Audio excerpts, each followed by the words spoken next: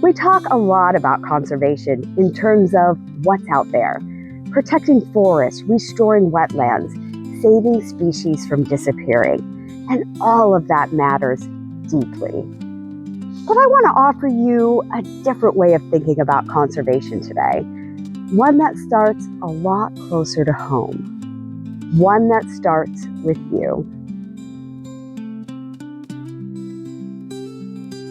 Here's something I've come to believe after years of working at the intersection of nature and human consciousness.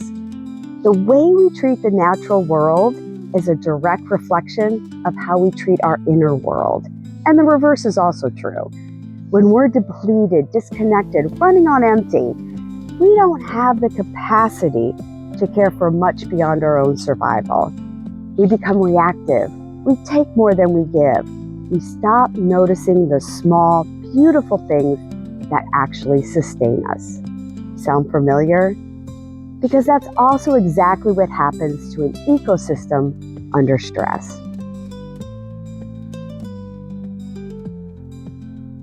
The Earth isn't struggling just because people don't have enough information about climate change or habitat loss. It's struggling, at least in part, because so many of us have lost our connection to it. And you can't protect what you're not connected to. You can't love what you never slowed down long enough to notice. So what if the most radical act of conservation you could offer this planet wasn't recycling or reducing your carbon footprint? Those things do matter. But actually doing your own inner work, healing the parts of yourself that are depleted, restoring your own inner ecosystem, getting quiet enough to reconnect to something larger than your to-do list. Here's what I've noticed.